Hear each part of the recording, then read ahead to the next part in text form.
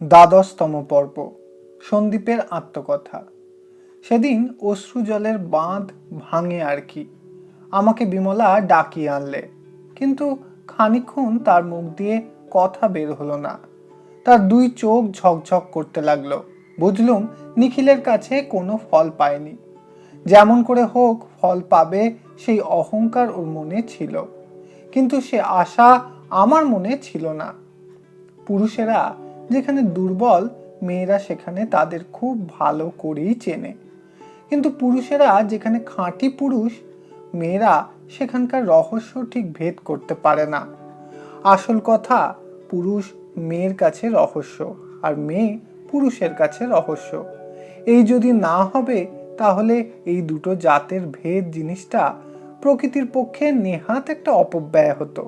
অভিমান, যেটা দরকার সেটা ঘটলো না কেন সে হিসেব মনে নেই, কিন্তু আমি যেটা মুখ ফুটে চাইলুম সেটা কেন ঘটলো না, এইটাই হলো খেদ। ওদের ওই আমির দাবিটাকে নিয়ে যে কত রং, কত ভঙ্গি, কত কান্না, কত ছল, কত হাবভাব, তার আর অন্ত নেই। ওইটাতেই তো ওদের মাধুর্য। ওরা আমাদের চেয়ে ঢের বেশি ব্যক্তি বিশেষ। আমাদের যখন বিধাতা তৈরি করছিলেন, তখন ছিলেন তিনি স্কুল মাস্টার।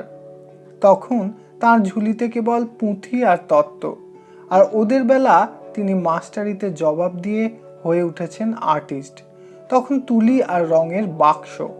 তাই সেই অশ্রু ভরা অভিমানের রক্তিমায় যখন বিমলা সূর্যাস্তের দিগন্ত রেখায় একখানি জল ভরা আগুন ভরা রাঙা মেঘের মতো নিঃশব্দে দাঁড়িয়ে রইল, সে আমার ভারী মিষ্টি দেখতে লাগলো।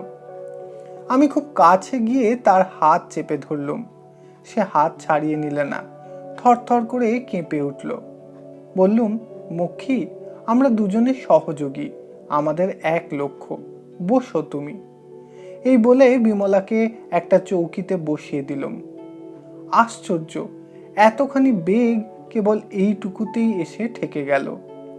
বর্ষার যে পদ্মা ভাঙতে ভাঙতে ডাকতে ডাকতে আসছে, মনে হয় সামনে কিছু আর রাখবে না, সে হঠাৎ একটা জায়গায় যেন বিনা কারণে তার ভাঙনের সোজা লাইন ছেড়ে একেবারে এপার থেকে ওপারে চলে গেল। তার তলার দিকে কোথায় কি বাধা লুকিয়েছিল, মকর বাহিনী নিজেও তা জানত না। আমি বিমলার হাত চেপে ধরলুম। আমার দেহ বিনার ছোট বড় সমস্ত তার ভিতরে ভিতরে ঝংকার দিয়ে উঠল, কিন্তু ওই আস্থাইতেই কেন থেমে গেল, অন্তরা পর্যন্ত কেন পৌঁছল না। বুঝতে পারলুম জীবনের স্রোতপথের গভীরতম তলাটা বহু কালের গতি দিয়ে তৈরি হয়ে গেছে। ইচ্ছার বন্যা যখন প্রবল হয়ে বয়, তখন সেই তলার পথটাকে কোথাও বা ভাঙে, আবার কোথাও বা এসে ঠেকে যায়। ভিতরে একটা সংকোচ কোথাও রয়ে গেছে। সেটা কি? সে কোনো একটা জিনিস নয়, সে অনেকগুলোতে জড়ানো। সেই জন্যে তার চেহারা স্পষ্ট বুঝতে পারি নে। এই কেবল বুঝি সেটা একটা বাধা। এই বুঝি আমি আসলে যা, তা আদালতের সাক্ষ্য দ্বারা কোনো কালে পাকা দলিলে প্রমাণ হবে না। আমি নিজের কাছে নিজে রহস্য, সেই জন্যেই নিজের উপর এমন প্রবল টান। ওকে আগা গোড়া সম্পূর্ণ চিনে ফেললেই ওকে টান মেরে ফেলে দিয়ে একেবারে তুরীয় অবস্থা হয়ে যেত। চৌকিতে বসে দেখতে দেখতে বিমলার মুখ একেবারে ফ্যাকাশে হয়ে গেল। মনে মনে সে বুঝলে তার একটা ফাঁড়া কেটে গেল। ধূমকেতু তো পাশ দিয়ে শোঁ করে চলে গেল, কিন্তু তার আগুনের পুচ্ছের ধাক্কায় ওর মন প্রাণ কিছুক্ষণের জন্য যেন মূর্ছিত হয়ে পড়ল। আমি এই ঘোরটাকে কাটিয়ে দেবার জন্য বললাম, বাধা আছে, কিন্তু তা নিয়ে খেদ করব না, লড়াই করব। কি বলো রানী? বিমলা একটু কেশে তার বদ্ধ স্বরকে কিছু পরিষ্কার করে নিয়ে শুধু বললে, হ্যাঁ। আমি বললুম, কি করে কাজটা আরম্ভ করতে হবে তারই প্ল্যানটা একটু স্পষ্ট করে ঠিক করে নেওয়া যাক।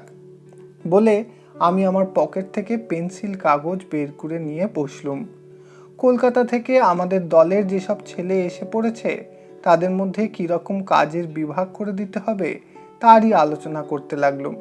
এমন সময় হঠাৎ মাঝখানে বিমলা বলে উঠল, এখন থাক সন্দীপ বাবু, আমি 5টার সময় আসব, তখন সব কথা হবে।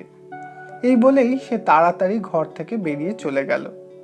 বুঝলুম এতক্ষণ চেষ্টা করে কিছুতে আমার কথায় বিমলা মন দিতে পারছিল না।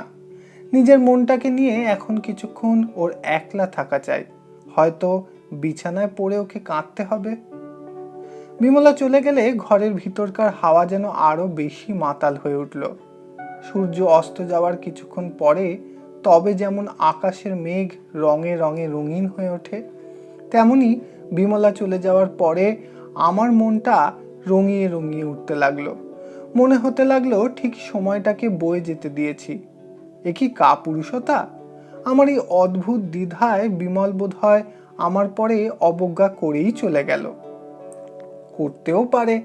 এই নেশার আবেশে রক্তের মধ্যে যখন ঝিমঝিম করছে, এমন সময় বেহারা এসে খবর দিলে অমূল্য আমার সঙ্গে দেখা করতে চায়। ক্ষণকালের জন্য ইচ্ছে হলো তাকে এখন বিদায় করে দিই, কিন্তু মন স্থির করবার পূর্বেই সে ঘরের মধ্যে এসে ঢুকে পড়ল। তারপর নুন চিনি কাপড়ের লড়াইয়ের খবর। তখনই ঘরের হাওয়া থেকে নেশা ছুটে গেল। মনে হলো স্বপ্ন থেকে জাগলুম, কোমর বেঁধে দাঁড়ালুম। তারপরে চলো রণক্ষেত্রে, হর হর বোম বোম। খবরেই হাটে কুণ্ডুদের যেসব প্রজা মাল আনে তারা বশ মেনেছে। নিখিলের পক্ষের আমলারা প্রায় সকলেই গোপনে আমাদের দলে। তারা অন্তর টিপুনি দিচ্ছে। মারোয়ারিরা বলছে আমাদের কাছ থেকে কিছু দণ্ড নিয়ে বিলিতি কাপড় বেচতে দিন, নইলে ফতুর হয়ে যাব। মুসলমানেরা কিছুতেই বাগ মানছে না। একটা চাষি তার ছেলে মেয়েদের জন্য সস্তা দামের জার্মান শাল কিনে নিয়ে যাচ্ছিল। আমাদের দলের এখানকার গ্রামের একজন ছেলে তার সেই শাল কটা কেড়ে নিয়ে পুড়িয়ে দিয়েছে। তাই নিয়ে গোলমাল চলছে। আমরা তাকে বলছি তোকে দিশি গরম কাপড় কিনে দিচ্ছি, কিন্তু সস্তা দামের দিশি গরম কাপড় কোথায়? রঙিন কাপড় তো দেখি নে, কাশ্মীরি শাল তো ওকে কিনে দিতে পারি নে। সে এসে নিখিলের কাছে কেঁদে পড়েছে। তিনি সেই ছেলেটার নামে নালিশ করবার হুকুম দিয়েছেন। নালিশের ঠিক মতো তদবির যাতে না হয়, আমলারা তার ভার নিয়েছে। এমনকি মুক্তার আমাদের দলে। এখন কথা হচ্ছে, যার কাপড় পোড়াবো তার জন্য যদি দিশি কাপড় কিনে দিতে হয়, তারপরে আবার মামলা চলে, তাহলে তার টাকা পাই কোথায়? আর ওই পুড়তে পুড়তে বিলিতি কাপড়ের ব্যবসা যে গরম হয়ে উঠবে। নবাব যখন বেলোয়ারি ঝাড় ভাঙার শব্দে মুগ্ধ হয়ে ঘরে ঘরে ঝাড় ভেঙে বেড়াতো, তখন ঝাড়ওয়ালার ব্যবসার খুব উন্নতি হয়েছিল। দ্বিতীয় প্রশ্ন এই, সস্তা অথচ দিশি গরম কাপড় বাজারে নেই। শীত এসে পড়েছে, এখন বিলিতি শাল রাখবো কি তাড়াবো? আমি বললুম, যে লোক বিলিতি কাপড় কিনবে তাকে দিশি কাপড় বকশিস দেওয়া চলবে না। দণ্ড তারই হওয়া চাই, আমাদের নয়। মামলা যারা করতে যাবে তাদের ফসলের খোলায় আগুন লাগিয়ে দেব, গায়ে হাত বুলিয়ে কিছু হবে না। ওহে অমূল্য, অমন চমকে উঠলে চলবে না। চাষির খোলায় আগুন দিয়ে রোশনাই করায় আমার শখ নেই, কিন্তু এ হলো যুদ্ধ। দুঃখ দিতে যদি ডরাও তাহলে মধুর রসে ডুব মারো। রাধা ভাবে ভোর হয়ে ক বলতেই মাটিতে লুটিয়ে পড়ো। আর বিলিতি গরম কাপড় যত অসুবিধেই হোক, ও কিছুতেই চলবে না। বিলিতির সঙ্গে কোনো কারণেই কোনোখানেই রফা করতে পারবো না। বিলিতি রঙিন যা পার যখন ছিল না, তখন চাষির ছেলে মাথার উপর দিয়ে দোলাই জড়িয়ে শীত কাটাতো, এখনো তাই করবে। তাতে তাদের শখ মিটবে না তা জানি, কিন্তু শখ মিটবার সময় এখন নয়। হাটে যারা নৌকো আনে তাদের মধ্যে অনেককে ছলে বলে বাধ্য করবার পথে কতকটা আনা গেছে। তাদের মধ্যে সবচেয়ে বড় হচ্ছে মির্জান। সে কিছুতেই নরম হলো না। এখানকার নায়েব কুল্লাকে জিজ্ঞাসা করা গেল, ওর ওই নৌকোখানা ডুবিয়ে দিতে পারো কি না? সে বললে, সে আর শক্ত কি, পারি, কিন্তু দায় তো শেষকালে আমার ঘাড়ে পড়বে না। আমি বললুম, দায়টাকে কারো ঘাড়ে পড়বার মতো আলগা জায়গায় রাখা উচিত নয়। তবু নিতান্তই যদি পড়ো হয় তো আমিই ঘাড় পেতে দেবো। হাট হয়ে গেলে মির্জানের খালি নৌকো ঘাটে বাঁধা ছিল, মাঝিও ছিল না। নায়েব কৌশল করে একটা যাত্রার আসরে তাদের নিমন্ত্রণ করিয়েছিল। সেই রাত্রে নৌকোটাকে খুলে স্রোতের মাঝখানে নিয়ে গিয়ে তাকে ফুটো করে তার মধ্যে রাবিশের বস্তা চাপিয়ে তাকে ডুবিয়ে দেওয়া হলো। মির্জান সমস্তই বুঝলে। সে একেবারে আমার কাছে এসে কাঁদতে কাঁদতে হাত জোর করে বললে, হুজুর, গোস্তাকি হয়েছিল। এখন? আমি বললাম, এখন সেটা এমন স্পষ্ট করে বুঝতে পারলে কি করে? তার জবাব না দিয়ে সে বললে, সে নৌকোখানার দাম 2000 টাকার কম হবে না হুজুর।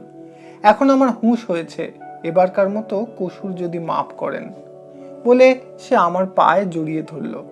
তাকে বললুম আর দিন 10 পরে আমার কাছে আসতে।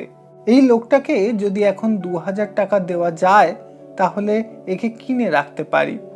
এরই মতো মানুষকে দলে আনতে পারলে তবে কাজ হয়। কিছু বেশি করে টাকা জোগাড় করতে না পারলে কোনো ফল হবে না।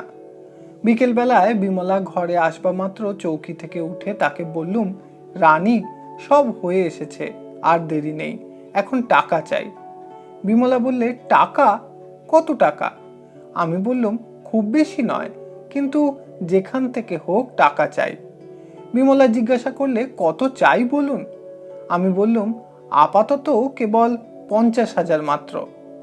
টাকার সংখ্যাটা শুনে বিমলা ভিতরে ভিতরে চমকে উঠলে, কিন্তু বাইরে সেটা গোপন করে গেল। বারবার সে কি করে বলবে যে পারবো না। আমি বললাম, রানী, অসম্ভবকে সম্ভব করতে পারো তুমি, করেওছ। কি যে করেছ যদি দেখাতে পারতুম তো দেখতে, কিন্তু এখন তার সময় নয়। একদিন হয়তো সময় আসবে, এখন টাকা চাই। বিমলা বললে, দেব। আমি বুঝলুম বিমলা মনে মনে ঠিক করে নিয়েছে ওর গয়না বেচে দেবে। আমি বললুম, তোমার গয়না এখন হাতে রাখতে হবে, কখন কি দরকার হয় বলা যায় না। বিমলা আমার মুখের দিকে তাকিয়ে রইল। আমি বললুম, তোমার স্বামীর টাকা থেকে এই টাকা দিতে হবে। বিমলা আরো স্তম্ভিত হয়ে গেল। খানিক পরে সে বললে, তার টাকা আমি কেমন করে নেব? আমি বললুম, তার টাকা কি তোমার টাকা নয়? সে খুব অভিমানের সঙ্গেই বললে, নয়। আমি বললুম, তাহলে সে টাকা তারও নয়, সে টাকা দেশের। দেশের যখন প্রয়োজন আছে তখন এ টাকা নিখিল দেশের কাছ থেকে চুরি করে রেখেছে। বিমলা বললে, আমি সে টাকা পাবো কি করে? যেমন করে হোক তুমি সে পারবে, যার টাকা তুমি তার কাছে এনে দেবে। বন্দে মাতরং, বন্দে মাতরং, এই মন্ত্রে আজ লোহার সিন্দুকের দরজা খুলবে, ভান্ডার ঘরের প্রাচীর খুলবে। আর যারা ধর্মের নাম করে সেই মহাশক্তিকে মানে না তাদের হৃদয় বিদীর্ণ হয়ে যাবে। মক্ষী, বলো, বন্দে মাতরং, বন্দে মাতরং। আমরা পুরুষ, আমরা রাজা, আমরা খাজনা নেব, আমরা পৃথিবীতে এসে অবধি পৃথিবীকে লুট করছি। আমরা যতই তার কাছে দাবি করেছি ততই সে আমাদের বশ মেনেছে। আমরা পুরুষ আদিকাল থেকে ফল পেরেছি, গাছ কেটেছি, মাটি খুঁড়েছি, পশু মেরেছি, পাখি মেরেছি, মাছ মেরেছি, সমুদ্রের তলা থেকে, মাটির নিচে থেকে, মৃত্যুর মুখের থেকে আদায় আদায় আমরা কেবলই আদায় করে এসেছি। আমরা সেই পুরুষ জাত। বিধাতার ভাণ্ডারের কোনো লোহার সিন্দুককে আমরা রেয়াত করিনি, আমরা ভেঙেছি আর কেড়েছি। এই পুরুষদের দাবি মেটানোই হচ্ছে ধরনীর আনন্দ। দিন রাত সেই অন্তহীন দাবি মেটাতে মেটাতেই পৃথিবী উর্বরা হয়েছে, সুন্দরী হয়েছে, সার্থক হয়েছে। নইলে জঙ্গলের মধ্যে ঢাকা পড়ে সে আপনাকে আপনিই জানত না। নইলে তার হৃদয়ের সকল দরজাই বন্ধ থাকত, তার খনির হিরে খনিতেই থেকে যেত, আর শুক্তির মতো আলোতে উদ্ধার পেত না। আমরা পুরুষ, কেবল আমাদের দাবির জোরে মেয়েদের আজ উদ্ঘাটিত করে দিয়েছি। কেবলই আমাদের কাছে আপনাকে দিতে দিতে তারা ক্রমে ক্রমে আপনাকে বড় করে বেশি করে পেয়েছে। তারা তাদের সমস্ত সুখের হিরে এবং দুঃখের মুক্ত আমাদের রাজকোষে জমা করে দিতে গিয়েই তবে তার সন্ধান পেয়েছে। এমনি করে পুরুষের পক্ষে নেওয়াই হচ্ছে যথার্থ দান, আর মেয়েদের পক্ষে দেওয়াই হচ্ছে যথার্থ লাভ। বিমলার কাছে খুব একটা বড় হাঁক হেঁকেছি। মনের ধর্মই নাকি আপনার সঙ্গে না হোক ঝগড়া করা। তাই প্রথমটা একটা খটকা লেগেছিল, মনে হয়েছিল এটা বড় বেশি কঠিন হলো। একবার ভাবলুম ওকে ডেকে বলি, না তোমার এসব ঝঞ্ঝাটে গিয়ে কাজ নেই, তোমার জীবনে কেন এমন অশান্তি এনে দেব। ক্ষণকালের জন্যে ভুলে গিয়েছিলাম পুরুষ জাত এই জন্যই তো সকর্মক। আমরা অকর্মকদের মধ্যে ঝঞ্ঝাট বাঁধিয়ে অশান্তি ঘটিয়ে তাদের অস্তিত্বকে সার্থক করে তুলব। যে আমরা আজ পর্যন্ত মেয়েদের যদি কাঁদিয়ে না আসতুম, তাহলে তাদের দুঃখের ঐশ্বর্য ভাণ্ডারের দরজা যে আঁটাই থাকতো। পুরুষ যে ত্রিভুবনকে কাঁদিয়ে ধন্য করবার জন্যেই, নইলে তার হাত এমন সবল, তার মুঠো এমন শক্ত হবে কেন? বিমলার অন্তরাত্মা চাইছে যে আমি সন্দীপ তার কাছে খুব বড় দাবি করব, তাকে মরতে ডাক দেব। এ না হলে সে খুশি হবে কেন? এতদিন সে ভালো করে কাঁদতে পায়নি বলেই তো আমার পথ চেয়ে বসেছিল। এতদিন সে কেবলমাত্র সুখে ছিল বলেই তো আমাকে দেখবা মাত্র তার হৃদয়ের দিগন্তে দুঃখের নববর্ষা একেবারে নীল হয়ে ঘনিয়ে এলো। আমি যদি দয়া করে তার কান্না থামাতেই চাই, তাহলে জগতে আমার দরকার ছিল কি?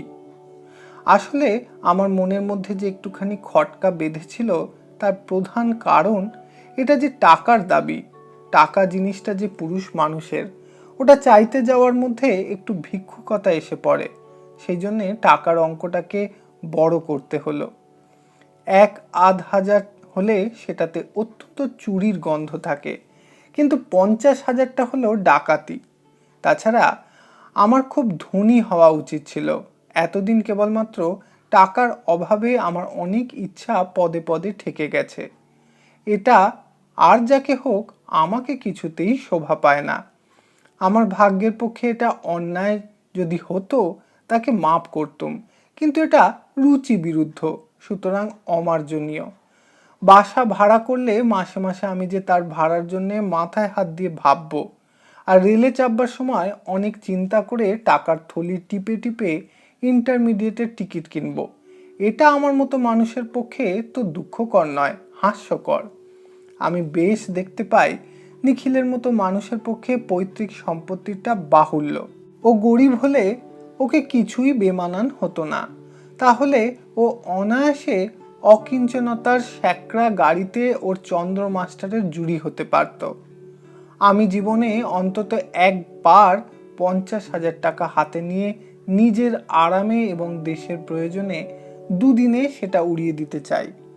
আমি আমির, আমার এই গরিবের ছদ্মবেশটা দুদিনের জন্যও ঘুচিয়ে একবার আয়নায় আপনাকে দেখে নিই, এই আমার একটা শখ আছে। কিন্তু বিমলা 50,000-এর নাগাল সহজে কোথাও পাবে বলে আমার বিশ্বাস হয় না। হয়তো শেষকালে সেই 2-4 হাজারই ঠেকবে। তাই সই, অর্ধং ত্যাজতি পণ্ডিত বলেছে, কিন্তু ত্যাগটা যখন নিজের ইচ্ছায় নয়, তখন হতভাগ্য পণ্ডিত 12 আনা, এমনকি 15 আনাও ত্যাজিত। এই পর্যন্ত লিখেছি, এ গেল আমার খাসের কথা। এসব কথা আমার অবকাশের সময় আরও ফুটিয়ে তোলা যাবে, এখন অবকাশ নেই। এখানকার নায়েব খবর পাঠিয়েছে, এখনই একবার তার কাছে যাওয়া চাই। শুনছি একটা গোলমাল বেঁধেছে। নায়েব বললে যে লোকটার দ্বারা নৌকো ডোবানো হয়েছিল, পুলিশ তাকে সন্দেহ করেছে। লোকটা পুরনো দাগি, তাকে নিয়ে টানাটানি চলছে। লোকটা শিয়ানা, তার কাছ থেকে কথা আদায় করা শক্ত হবে। কিন্তু বলা যায় কি, বিশেষত নিখিল রেগে রয়েছে। নায়েব স্পষ্টত কিছু করতে পারবে না। নায়েব আমাকে বললে, দেখুন আমাকে যদি বিপদে পড়তে হয় আমি আপনাকে ছাড়ব না। আমি জিজ্ঞাসা করলুম, আমাকে যে জড়াবে তার ফাঁস কোথায়? নায়েব বললে, আপনার লেখা একখানা, তার অমূল্যবাবুর লেখা 3খানা চিঠি আমার কাছে আছে। এখন বুঝছি যে চিঠিখানা লিখে নায়েব আমার কাছ থেকে জবাব আদায় করে রেখেছিল, সেটা এই কারণেই জরুরি, তার আর কোনো প্রয়োজন ছিল না। এসব চাল নতুন শেখা যাচ্ছে। যেমন করে শত্রুর নৌকো ডুবিয়েছি প্রয়োজন হলেই, তেমনি করে যে মিত্রকেও অনায়াসে ডোবাতে পারি। আমার পরে নায়েবের এই শ্রদ্ধাটুকু ছিল। শ্রদ্ধা আরও অনেকখানি বাড়ত যদি চিঠিখানার জবাব লিখে না দিয়ে মুখে দেওয়া যেত। এখন কথা হচ্ছে এই পুলিশকে ঘুষ দেওয়া চাই, এবং যদি আরও কিছু দূর গড়ায় তাহলে যে লোকটার নৌকো ডুবোনো গেছে আপোষে তারও ক্ষতিপূরণ করতে হবে। এখন বেশ বুঝতে পারছি এই যে বের জালটি পাতা হচ্ছে এর মুনাফার একটা মোটা অংশ নায়েবের ভাগেও পড়বে। কিন্তু মনে মনে সে কথাটা চেপেই রাখতে হচ্ছে। মুখে আমিও বলছি বন্দে মাতরং, আর সেও বলছে বন্দে মাতরং। এসব ব্যাপারে যে আসবাব দিয়ে কাজ চালাতে হয় তার ফাটা অনেক। যেটুকু পদার্থ টিকে থাকে তার চেয়ে গলে পড়ে ঢের বেশি। ধর্ম বুদ্ধিটা নাকি লুকিয়ে মজ্জার মধ্যে সেঁধিয়ে বসে আছে। সেই জন্যে নায়েবটার উপর প্রথম দফায় খুব রাগ হয়েছিল। আরেকটু হলেই দেশের লোকের কপটতা সম্বন্ধে খুব কড়া কথা এই ডায়েরিতে লিখতে বসেছিলাম। কিন্তু ভগবান যদি থাকেন তার কাছে আমার এই কৃতজ্ঞতাটুকু স্বীকার করতেই হবে। তিনি আমার বুদ্ধিটাকে পরিষ্কার করে দিয়েছেন। নিজের ভিতরে কিংবা নিজের বাইরে কিছু অস্পষ্ট থাকবার জো নেই। অন্য যাকেই ভোলাই নিজেকে কখনো ভোলাই নে। সেই জন্যে বেশিক্ষণ রাখতে পারলুম না। যেটা সত্য সেটা ভালোও নয় মন্দও নয়, সেটা সত্য। এইটাই হলো বিজ্ঞান। মাটি যতটা জল শুষে নেয় সেটুকু বাদে যে জলটা থাকে সেইটা নিয়েই জলাশয়। বন্দে মাতরমের নিচের তলার মাটিতে খানিকটা জল শুষবে। সে জল আমিও শুষব, ওই নায়েবও শুষবে। তারপরেও যেটা থাকবে সেইটাই হলো বন্দে মাতরং। একে কপটতা বলে গাল দিতে পারি, কিন্তু এটা সত্য, একে মানতে হবে।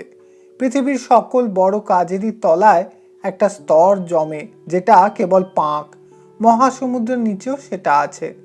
তাই বড় কাজ করবার সময় এই পাঁকের দাবির হিসেবটি ধরা চাই। অতএব নায়েব কিছু নেবে এবং আমারও কিছু প্রয়োজন আছে।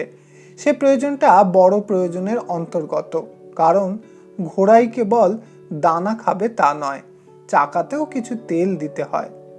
যাই হোক, টাকা চাই। 50,000-এর জন্যে সবুর করলে চলবে না। এখনই যা পাওয়া যায় তাই সংগ্রহ করতে হবে। আমি জানি এই সমস্ত জরুর যখন তাগিদ করে আখেরকে তখন ভাসিয়ে দিতে হয়। আজকের দিনের 5,000 পরশু দিনের 50,000-এর অঙ্কুর মুড়িয়ে খায়। আমি তো তাই নিখিলকে বলি, যারা ত্যাগের রাস্তায় চলে তাদের লোভকে দমন করতেই হয় না। যারা লোভের রাস্তায় চলে পদে পদে তাদের লোভকে ত্যাগ করতে হয়। 50,000-কে আমি ত্যাগ করলুম। নিখিলের মাস্টারমশাই চন্দ্রবাবুকে ওটা ত্যাগ করতে হয় না। 6টা যে রিপু আছে তার মধ্যে প্রথম দুটো এবং শেষ দুটো হচ্ছে পুরুষের, আর মাঝখানের দুটো হচ্ছে কাপুরুষের। কামনা করব, কিন্তু লোভ থাকবে না, মোহ থাকবে না। তা থাকলেই কামনা হলো মাটি। মোহ জিনিসটা থাকে অতীতকে আর ভবিষ্যৎকে জড়িয়ে। বর্তমানকে পথ ভোলাবার ওস্তাদ হচ্ছে তারা। এখনই যেটা দরকার সেটাতে যারা মন দিতে পারেনি, যারা অন্য কালের বাঁশি শুনছে, তারা বিরোহিনী শকুন্তলার মতো। কাছের অতিথির হাঁক তারা শুনতে পায় না। সেই সাপে দূরের যে অতিথিকে তারা মুগ্ধ হয়ে কামনা করে তাকে হারায়। যারা কামনার তপস্বী তাদেরই জন্যে মোহমুদ্গর। কা তব কান্তা কস্তে পুত্র। সেদিন আমি বিমলার হাত চেপে ধরেছিলাম। তারই রেশ ওর মনের মধ্যে বাজছে। আমার মনেও তার ঝংকারটা থামেনি। এই রেশটুকুকে তাজা রেখে দিতে হবে। এইটিকেই যদি বারবার অভ্যস্ত করে মোটা করে তুলি, তাহলে এখন যেটা গানের উপর দিয়ে চলছে তখন সেটা তর্কে এসে নামবে। এখন আমার কোনো কথায় বিমলা কেন জিজ্ঞাসা করবার ফাঁক পায় না। যেসব মানুষের মোহ জিনিসটাতে দরকার আছে তাদের বরাদ্দ বন্ধ করে কি হবে? এখন আমার কাজের ভিড়, অতএব এখনকার মতো রসের পেয়ালার এই উপরকার আমেজ পর্যন্তই থাক। তলানি পর্যন্ত গেলে গোলমাল বাঁধবে। যখন তার ঠিক সময় আসবে তখন তাকে অবজ্ঞা করব না। হে কামি, লোভকে ত্যাগ করো এবং মোহকে ওস্তাদের হাতের বিনা যন্ত্রের মতো সম্পূর্ণ আয়ত্ত করে তার মিহি তারে মির লাগাতে থাকো। এদিকে কাজের আসর আমাদের জমে উঠেছে। আমাদের দলবল ভিতরে ভিতরে ছড়িয়ে গেছে। ভাই বেরাদর বলে অনেক গলা ভেঙে শেষকালে এটা বুঝেছি, গায়ে হাত বুলিয়ে কিছুতেই মুসলমানগুলোকে আমাদের দলে আনতে পারবো না। ওদের একেবারে নিচে দাবিয়ে দিতে হবে। ওদের জানা চাই জোর আমাদেরই হাতে। আজ ওরা আমাদের ডাক মানে না, দাঁত বের করে হাউ করে ওঠে। একদিন ওদের ভালুক নাচ নাচাবো। নিখিল বলে, ভারতবর্ষ যদি সত্যকার জিনিস হয় তাহলে ওর মধ্যে মুসলমান আছে। আমি বলি, তা হতে পারে, কিন্তু কোনখানটাতে আছে তা জানা চাই, এবং সেইখানটাতেই জোর করে ওদের বসিয়ে দিতে হবে, নইলে ওরা বিরোধ করবেই। নিখিল বলে, বিরোধ বাড়িয়ে দিয়ে বুঝি তুমি বিরোধ মেটাতে চাও? আমি বলি, তোমার প্ল্যান কি? নিখিল বলে, বিরোধ মেটাবার একটি মাত্র পথ আছে। আমি জানি সাধু লোকের লেখা গল্পের মতো নিখিলের সব তর্কই শেষকালে একটা উপদেশে এসে ঠেকবেই। আশ্চর্য এই, এতদিন এই উপদেশ নিয়ে নাড়াচাড়া করছে, কিন্তু আজও এগুলোকে ও নিজেও বিশ্বাস করে। সাধে আমি বলি, নিখিল হচ্ছে একেবারে জন্মস্কুলয়। গুণের মধ্যে ও খাঁটি মাল। চাঁদ সদাগরের মতো ও অবাস্তবের শিব মন্ত্র নিয়েছে। বাস্তবের সাপের দংশনকে ও মরেও মানতে চায় না। মুশকিলেই এদের কাছে মরাটা শেষ প্রমাণ নয়। ওরা চক্ষু বুঝে ঠিক করে রেখেছে তার উপরেও কিছু আছে। অনেক দিন থেকে আমার মনে একটি প্ল্যান আছে। সেটা যদি খাটাবার সুযোগ পাই তাহলে দেখতে দেখতে সমস্ত দেশে আগুন লেগে যাবে। দেশকে চোখে দেখতে না পেলে আমাদের দেশের লোক জাগবে না। দেশের একটা দেবী প্রতিমা চাই। কথাটা আমার বন্ধুদের মনে লেগেছিল। তারা বললে, আচ্ছা, একটা মূর্তি বানানো যাক। আমি বললুম, আমরা বানালে চলবে না। যে প্রতিমা চলে আসছে তাকেই আমাদের স্বদেশের প্রতিমা করে তুলতে হবে। পূজার পথ আমাদের দেশে গভীর করে কাটা আছে। সেই রাস্তা দিয়েই আমাদের ভক্তির ধারাকে দেশের দিকে টেনে আনতে হবে। এই নিয়ে নিখিলের সঙ্গে কিছুকাল পূর্বে আমার খুব তর্ক হয়ে গেছে। নিখিল বললে, যে কাজকে সত্য বলে শ্রদ্ধা করি তাকে সাধন করবার জন্যে মোহকে দলে টানা চলবে না। আমি বললুম, মিষ্টান্ন মিতরেজনা, মোহ নইলে ইতর লোকের চলেই না। আর পৃথিবীর 12 আনা ভাগই ইতর। সেই মোহকে বাঁচিয়ে রাখবার জন্যেই সকল দেশে দেবতার সৃষ্টি হয়েছে। মানুষ আপনাকে চেনে। নিখিল বললে, মোহকে ভাঙবার জন্যেই দেবতা, রাখবার জন্যেই অপদেবতা। আচ্ছা বেশ, অপদেবতাই সই। সেটাকে নইলে কাজ এগোয় না। দুঃখের বিষয়, আমাদের দেশে মোহটা খাড়াই আছে। তাকে সামনে খোরাক দিচ্ছি, অথচ তার কাছ থেকে কাজ আদায় করছি নে। এই দেখো না, ব্রাহ্মণকে ভূদেব বলছি, তার পায়ের ধুলো নিচ্ছি। দান দক্ষিণেরও অন্ত নেই, অথচ এত বড় একটা তৈরি জিনিসকে বৃথা নষ্ট হতে দিচ্ছি, কাজে লাগাচ্ছি নে। ওদের ক্ষমতাটা যদি পুরো ওদের হাতে দেওয়া যায় তাহলে সেই ক্ষমতা দিয়ে যে আমরা আজ অসাধ্য সাধন করতে পারি। কেননা পৃথিবীতে একদল জীব আছে, তারা পদতলচর। তাদের সংখ্যাই বেশি। তারা কোনো কাজই করতে পারে না যদি না নিয়মিত পায়ের ধুলো পায়, তা পিঠেই হোক আর মাথাতেই হোক। এদের খাটাবার জন্যই মোহ একটা মস্ত শক্তি। সেই শক্তিশালগুলোকে এতদিন আমাদের অস্ত্রশালায় শান দিয়ে এসেছি। আজ সেটা হানবার দিন এসেছে। আজ কি তাদের সরিয়ে ফেলতে পারি? কিন্তু নিখিলকে এসব কথা বোঝানো ভারী শক্ত। সত্য জিনিসটা ওর মনে একটা নিছক প্রেজুডিসের মতো দাঁড়িয়ে গেছে, যেন সত্য বলে কোনো একটা বিশেষ পদার্থ আছে। আমি ওকে কতবার বলেছি, যেখানে মিথ্যাটা সত্য সেখানে মিথ্যাই সত্য।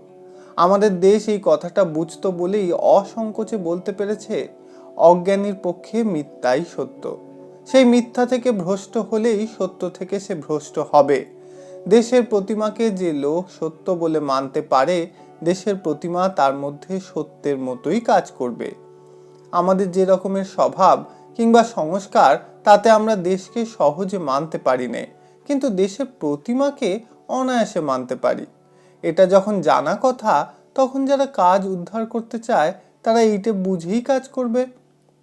নিখিল হঠাৎ ভারী উত্তেজিত হয়ে উঠে বললে, সত্যের সাধনা করবার শক্তি তোমরা খুইয়েছ বলেই তোমরা হঠাৎ আকাশ থেকে একটা মস্ত ফল পেতে চাও। তাই শত শত বৎসর ধরে দেশের যখন সকল কাজই বাকি, তখন তোমরা দেশকে দেবতা বানিয়ে বর পাবার জন্যে হাত পেতে বসে রয়েছ। আমি বললাম, অসাধ্য সাধন করা চাই, সেই জন্যই দেশকে দেবতা করা দরকার।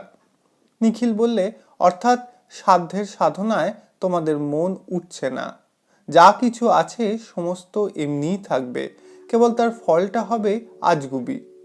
আমি বললুম, নিখিল, তুমি যা বলছো ওগুলো উপদেশ, একটা বিশেষ বয়সে ওর দরকার থাকতে পারে, কিন্তু মানুষের যখন দাঁত ওঠে তখন ও চলবে না। স্পষ্টই চোখের সামনে দেখতে পাচ্ছি, কোনোদিন স্বপ্নেও যার আবাদ করিনি সেই ফসল হু হু করে ফলে উঠছে। কিসের জোরে? আজ দেশকে দেবতা বলে মনের মধ্যে দেখতে পাচ্ছি বলে। এইটাকেই মূর্তি দিয়ে চিরন্তন করে তোলা এখনকার প্রতিভার কাজ। প্রতিভা তর্ক করে না, সৃষ্টি করে। আজ দেশ যা ভাবছে আমি তাকে রূপ দেব। আমি ঘরে ঘরে বলে বেড়াবো, দেবী আমাকে স্বপ্নে দেখা দিয়েছেন, তিনি পুজো চান। আমরা ব্রাহ্মণদের গিয়ে বলবো, দেবীর পূজারী তোমরাই, সেই পুজো বন্ধ আছে বলেই তোমরা নাপতে বসেছ। তুমি বলবে আমি মিথ্যা বলছি, না, এ সত্য। আমার মুখ থেকে এই কথাটি শোনবার জন্যে আমাদের দেশের লক্ষ লক্ষ লোক অপেক্ষা করে রয়েছে। সেই জন্যই বলছি, এ কথা সত্য। যদি আমার বাণী আমি প্রচার করতে পারি, তাহলে তুমিই দেখতে পাবে এর আশ্চর্য ফল। নিখিল বললে, আমার আয়ু কতদিনই বা? তুমি যে ফল দেশের হাতে তুলে দেবে তারও পরের ফল আছে, সেটা হয়তো এখন দেখা যাবে না। আমি বললুম, আমি আজকের দিনের ফলটা চাই, সেই ফলটাই আমার। নিখিল বললে, আমি কালকের দিনের ফলটা চাই, সেই ফলটাই সকলের। আসল কথা, বাঙালির যে একটা বড় ঐশ্বর্য আছে কল্পনাবৃত্তি, সেটা হয়তো নিখিলের ছিল, কিন্তু বাইরের থেকে একটা ধর্মবৃত্তির বনস্পতি বড় হয়ে উঠে ওটাকে নিজের আওতায় মেরে ফেললে বলে। ভারতবর্ষে এই যে দুর্গা জগদ্ধাত্রীর পূজা বাঙালি উদ্ভাবন করেছে, এইটাতে সে নিজের আশ্চর্য পরিচয় দিয়েছে। আমি নিশ্চয়ই বলতে পারি, এ দেবী পলিটিক্যাল দেবী। মুসলমানের শাসনকালে বাঙালি যে দেশ শক্তির কাছ থেকে শত্রু জয়ের বর কামনা করেছিল, এই দুই দেবী তারই দুই রকমের মূর্তি। সাধনার এমন আশ্চর্য বাহ্য রূপ ভারতবর্ষের আর কোনো জাত গড়তে পেরেছে? কল্পনার দিব্য দৃষ্টি নিখিলের একেবারেই অন্ধ হয়ে গেছে বলেই সে আমাকে অনায়াসে বলতে পারলে, মুসলমান শাসনে বর্গী বলো শিখ বলো নিজের হাতে অস্ত্র নিয়ে ফল চেয়েছিল। বাঙালি তার দেবী মূর্তির হাতে অস্ত্র দিয়ে মন্ত্র পড়ে ফল কামনা করেছিল, কিন্তু দেশ দেবী নয়, তাই ফলের মধ্যে কেবল ছাগ মহিষের মুন্ডপাত হলো। যেদিন কল্যাণের পথে দেশের কাজ করতে থাকবো, সেই দিনই যিনি দেশের চেয়ে বড়, যিনি সত্য দেবতা, তিনি সত্য ফল দেবেন। মুশকিল হচ্ছে, কাগজে কলমে লিখলে নিখিলের কথা শোনায় ভালো, কিন্তু আমার কথা কাগজে লিখবার নয়, লোহার খন্তা দিয়ে দেশের বুক চিরে চিরে লিখবার। পণ্ডিত যেরকম কৃষি তত্ত্ব ছাপার কালিতে লেখে সেরকম নয়, লাঙলের ফলা দিয়ে চাষি যেরকম মাটির বুকে আপনার কামনা অঙ্কিত করে সেই রকম। বিমলার সঙ্গে যখন আমার দেখা হলো, আমি বললুম যে দেবতার সাধনা করবার জন্যে লক্ষ যুগের পর পৃথিবীতে এসেছি, তিনি যতক্ষণ আমাকে প্রত্যক্ষ না দেখা দিয়েছেন ততক্ষণ তাকে আমার সমস্ত দেহ মন দিয়ে কি বিশ্বাস করতে পেরেছি? তোমাকে যদি না দেখতুম, তাহলে আমার সমস্ত দেশকে আমি এক করে দেখতে পেতুম না। এ কথা আমি তোমাকে কতবার বলেছি। জানি নে তুমি আমার কথা ঠিক বুঝতে পারো কি না। এ কথা বোঝানো ভারী শক্ত যে দেবলোকে দেবতারা থাকেন অদৃশ্য, মর্তলোকেই তাঁরা দেখা দেন। বিমলা একরকম করে আমার দিকে চেয়ে বললে, তোমার কথা খুব স্পষ্টই বুঝতে পেরেছি। এই প্রথম বিমলা আমাকে আপনি না বলে তুমি বললে। আমি বললুম, অর্জুন যে কৃষ্ণকে তার সামান্য সারথি রূপে সর্বদা দেখতেন, তাঁরও একটি বিরাট রূপ ছিল। সেও একদিন অর্জুন দেখেছিলেন, তখন তিনি পুরো সত্য দেখেছিলেন। আমার সমস্ত দেশের মধ্যে আমি তোমার সেই বিরাট রূপ দেখেছি। তোমারই গলায় গঙ্গা ব্রহ্মপুত্রের 7 নলি হার, তোমারই কালো চোখের কাজল মাখা পল্লব আমি দেখতে পেয়েছি নদীর নীল জলের বহু দূরপারের বনরেখার মধ্যে। আর কচি ধানের ক্ষেতের উপর দিয়ে তোমার ছায়া আলোর রঙিন ডুরো শাড়িটি লুটিয়ে লুটিয়ে যায়। আর তোমার নিষ্ঠুর তেজ দেখেছি জ্যৈষ্ঠের যে রৌদ্রে সমস্ত আকাশটা যেন মরুভূমির সিংহের মতো লাল জিভ বের করে দিয়ে হা হা করে শাসতে থাকে। দেবী যখন তার ভক্তকে এমন আশ্চর্য রকম করে দেখা দিয়েছেন, তখন তাঁরই পূজা আমি আমার সমস্ত দেশে প্রচার করব। তবে আমার দেশের লোক জীবন পাবে। তোমারই মূর্তি গড়ি মন্দিরে মন্দিরে, কিন্তু সে কথা সকলে স্পষ্ট করে বোঝেনি। তাই আমার সংকল্প সমস্ত দেশকে ডাক দিয়ে আমার দেবীর মূর্তিটি নিজের হাতে গড়ে এমন করে তার পুজো দেব যে কেউ তাকে আর অবিশ্বাস করতে পারবে না। তুমি আমাকে সেই বর দাও, সেই তেজ দাও। বিমলার চোখ বুজে এলো। সে যে আসনে বসেছিল সেই আসনের সঙ্গে এক হয়ে গিয়ে যেন পাথরের মূর্তির মতোই স্তব্ধ হয়ে রইল। আমি আর খানিকটা বললেই সে অজ্ঞান হয়ে পড়ে যেত। খানিক পরে সে চোখ মেলে বলে উঠল, ওগো প্রলয়ের পথিক, তুমি পথে বেরিয়েছ। তোমার পথে বাধা দেয় এমন সাধ্য কারও নেই। আমি যে দেখতে পাচ্ছি আজ তোমার ইচ্ছার বেগ কেউ সামলাতে পারবে না। রাজা আসবে তোমার পায়ের কাছে তার রাজদণ্ড ফেলে দিতে, ধনী আসবে তার ভান্ডার তোমার কাছে উজাড় করে দেবার জন্যে, যাদের আর কিছুই নেই তারাও কেবলমাত্র মরবার জন্যে তোমার কাছে এসে সেধে পড়বে। ভালো মন্দর বিধি বিধান সব ভেসে যাবে, সব ভেসে যাবে। রাজা আমার, দেবতা আমার, তুমি আমার মধ্যে যে কি দেখেছ তা জানি নে, কিন্তু আমি আমার এই হৃৎপদ্মের উপরে তোমার বিশ্বরূপ যে দেখলুম, তার কাছে আমি কোথায় আছি? সর্বনাশ গো সর্বনাশ, কি তার প্রচন্ড শক্তি! যতক্ষণ না সে আমাকে সম্পূর্ণ মেরে ফেলবে ততক্ষণ আমি তো আর বাঁচি নে, আমি তো আর পারি নে, আমার যে বুক ফেটে গেল। বলতে বলতে সে চৌকির উপর থেকে মাটির উপর পড়ে গিয়ে আমার 2 পা জড়িয়ে ধরলে। তারপরে ফুলে ফুলে কান্না কান্না কান্না। এই তো হিপনোটিজম। এই শক্তি পৃথিবী জয় করবার শক্তি। কোনো উপায় নয়, উপকরণ নয়, এই সম্মোহন। কে বলে সত্যমেব জয়তে? জয় হবে মোহের। বাঙালি সে কথা বুঝেছিল, তাই বাঙালি এনেছিল 10 ভুজার পূজা, বাঙালি গড়েছিল সিংহ বাহিনীর মূর্তি। সেই বাঙালি আবার আজ মূর্তি গড়বে, জয় করবে বিশ্ব কেবল সম্মোহনে। বন্দে মাতরম। আস্তে আস্তে হাতে ধরে বিমলাকে চৌকির উপরে উঠিয়ে বসালাম। এই উত্তেজনার পরে অবসাদ আসবার আগেই তাকে বললাম, বাংলাদেশে মায়ের পূজা প্রতিষ্ঠা করবার ভার তিনি আমার উপরেই দিয়েছেন, কিন্তু আমি যে গরিব। বিমলার মুখ তখনও লাল, চোখ তখনও বাষ্পে ঢাকা। সে গদগদ কণ্ঠে বললে, তুমি গরিব কিসের? যার যা কিছু আছে সব যে তোমারই। কিসের জন্যে বাক্স ভরে আমার গয়না জমে রয়েছে? আমার সমস্ত সোনা মানিক তোমার পুজোয় নাও না, কেড়ে নাও, আমার কিছুই দরকার নেই। এর আগে আর একবার বিমলা গয়না দিতে চেয়েছিল, আমার কিছুতে বাঁধে না, ওইখানটায় বাঁধলো। সংকোচটা কিসের আমি ভেবে দেখেছি। চিরদিন পুরুষই মেয়েকে গয়না দিয়ে সাজিয়ে এসেছে। মেয়ের হাত থেকে গয়না নিতে গেলে কেমন যেন পৌরুষে ঘা পড়ে। কিন্তু এখানে নিজেকে ভোলা চাই, আমি নিচ্ছি নে, এ মায়ের পূজা, সমস্তই সেই পূজায় ঢালবো। এমন সমারোহ করে করতে হবে যে তেমন পূজা এদেশে কেউ কোনো দিন দেখেনি।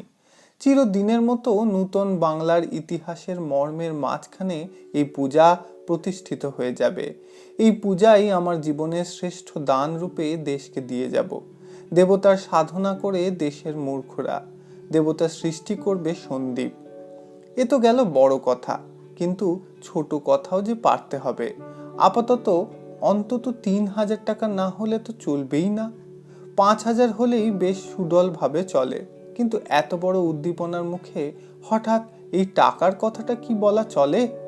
কিন্তু আর সময় নেই। সংকোচের বুকে পা দিয়ে দাঁড়িয়ে বলে ফেললুম, রানী, এদিকে যে ভান্ডার শূন্য হয়ে এলো, কাজ বন্ধ হয় বলে।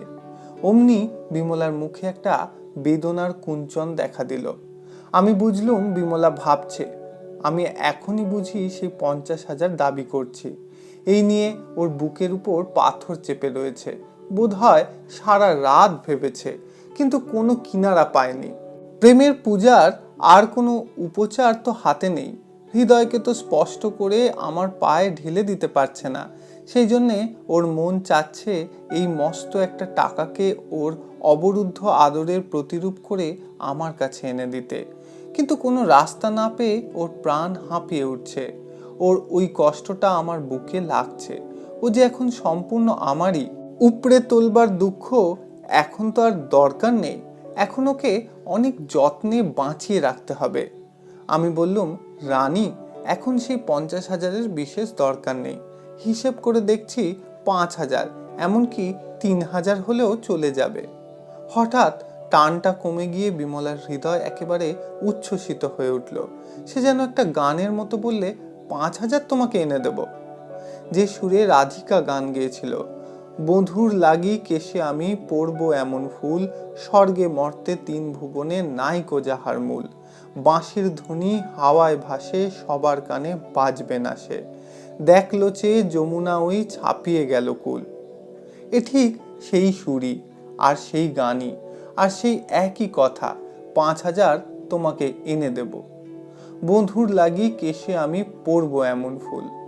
বাঁশির ভিতরকার ফাঁকটি সরু বলেই, চারদিকে তার বাধা বলেই এমন সুর। অতি লোভের চাপে বাঁশিটি যদি ভেঙে আজ চ্যাপ্টা করে দিতুম, তাহলে শোনা যেত, কেন, এত টাকায় তোমার দরকার কি? আর আমি মেয়ে মানুষ, অত টাকা পাবই বা কোথা, ইত্যাদি ইত্যাদি। রাধিকার গানের সঙ্গে তার একটি অক্ষরও মিলত না। তাই বলছি, মোহটাই হলো সত্য, সেইটাই বাঁশি। আর মোহ বাদ দিয়ে সেটা হচ্ছে ভাঙা বাঁশির ভিতরকার ফাঁক। সেই অত্যন্ত নির্মল শূন্যতাটা যে কি, তার আস্বাদ নিখিল আজকাল কিছু পেয়েছে। ওর মুখ দেখলেই সেটা বোঝা যায়। আমার মনেও কষ্ট লাগে, কিন্তু নিখিলের বড়াই, ও সত্যকে চায়।